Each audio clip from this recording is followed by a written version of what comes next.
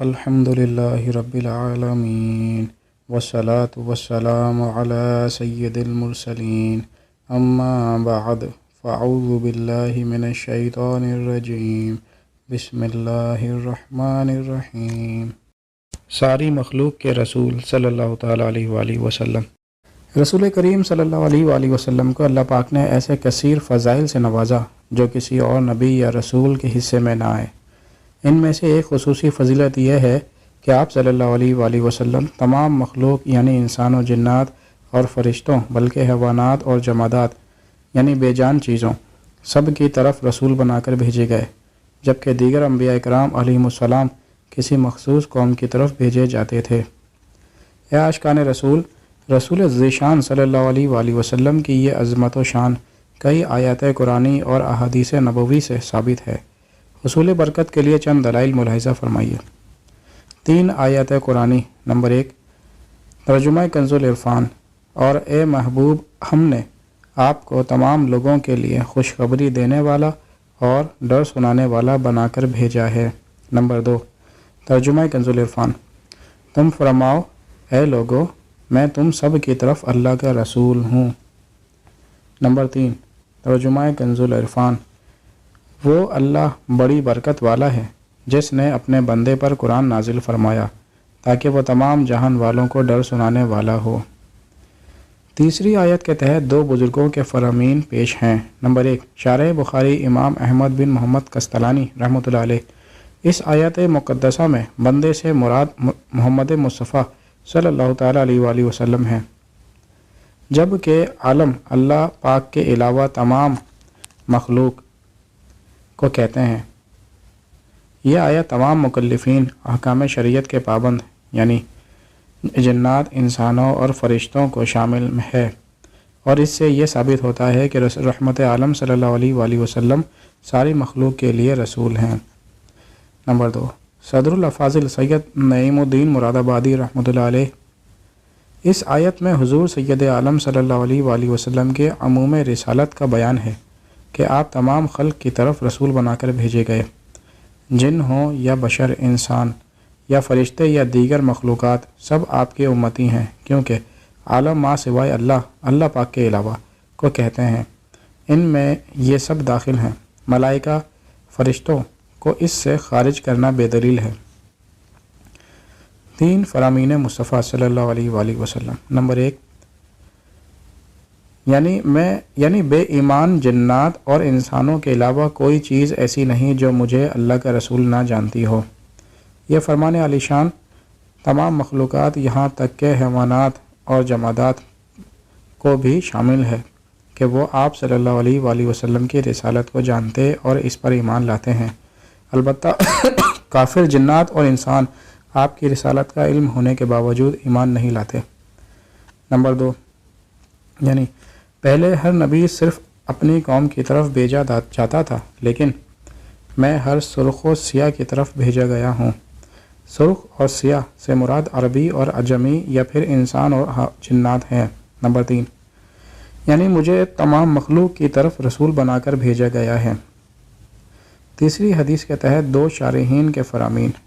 Number 1، علامہ علی بن سلطان قاری رحمۃ اللہ علیہ، یعنی مجھے تمام موجودات کی طرف رسول بنا کر بھیجا گیا ہے، چاہے وہ جنات ہوں، انسان، فرشتے، حیوانات یا جمادات ہوں۔ نمبر 2، شارح بخاری صدر العلماء علامہ غلام جیلانی میرٹھی رحمۃ اللہ علیہ۔ لفظ خلق اگرچہ انسان، جن، فرشتے اور ہر مخلوق کو شامل تھا، لیکن پھر بھی لفظ کافہ بڑھا دیا تاکہ معلوم ہو کہ لفظ خلق اپنے کامل عموم پر باقی ہے، اس سے کوئی مخلوق مستثنیٰ یعنی خارج نہیں۔ البتہ اتنا فرق ضرور ہے کہ جن و انس کے حق میں آپ کا ارسال رسول بنا کر بھیجا جانا اجماعاً ارسال تکلیف ہے کہ وہ فروغ شریعت، شرعی احکام کے ساتھ مکلف یعنی پابند ہیں، اور فرشتوں کے حق میں بھی بعض علماء کرام کے نزدیک ارسال تکلیف ہے، مگر فرشتوں کا مکلف ہونا جن و انس کی طرح نہیں، بلکہ ان کو ایسے احکام کے ساتھ مکلف فرمایا ہے جو ان کے احوال کے لائق ہیں۔ بعض علماء کرام کے نزدیک آپ کا ارسال فرشتوں کے حق میں ارسال تشریف ہے کہ آپ کے رسول ہونے سے ان کو امتی ہونے کا شرف حاصل ہوگا۔ جنوں انس اور فرشتوں کے سوا باقی مخلوق کے حق میں آپ کا ارسال تشریف و رحمت ہے۔ ملک و جن و بشر پڑھتے ہیں کلمہ ان کا، جانور سنگ و شجر کرتے ہیں چرچا ان کا۔ پیارے اسلامی بھائیوں، اللہ کے آخری نبی صلی اللہ علیہ وآلہ وسلم انسانوں، جنات اور فرشتوں سمیت تمام مخلوق کے رسول ہیں۔ اس بات کو کثیر علماء اسلام نے بیان فرمایا ہے۔ اختصار کے پیش نظر صرف 2 علماء کرام کے فرامین ملاحظہ فرمائیے۔ نمبر 1، امام احمد بن حجر مکی حتمی شافعی رحمۃ اللہ علیہ لکھتے ہیں، سرکار دو عالم صلی اللہ علیہ وآلہ وسلم انسانوں اور جنات کے علاوہ فرشتوں کے بھی رسول ہیں۔ امام تقی الدین سبکی رحمۃ اللہ علیہ نے اسی موقف کو ترجیح دی اور مزید فرمایا، آپ صلی اللہ علیہ وآلہ وسلم تمام نبیوں اور گزشتہ امتوں کے بھی رسول ہیں۔ یہ فرمان مصطفیٰ صلی اللہ علیہ وآلہ وسلم یعنی مجھے تمام لوگوں کی طرف بھیجا گیا ہے، حضرت آدم علیہ السلام سے لے کر قیامت تک آنے والے سب افراد کو شامل ہے۔ امام بارزی رحمۃ اللہ علیہ نے بھی اس موقف کو ترجیح دی اور اس میں یہ اضافہ کیا کہ سرکار مدینہ صلی اللہ تعالیٰ علیہ وآلہ وسلم تمام حیوانات اور جمادات کے بھی رسول ہیں۔ اس کی دلیل انہوں نے اس بات سے پکڑی ہے کہ گو نے نیز درختوں اور پتھروں نے آپ صلی اللہ علیہ وآلہ وسلم کی رسالت کی گواہی دی تھی۔ نمبر 2، امام اہل سنت امام احمد رضا خان رحمۃ اللہ علیہ فرماتے ہیں، اگلے انبیاء صرف اپنی قوم کے رسول ہوئے اور ہمارے رسول ہر فرد مخلوق کے لیے۔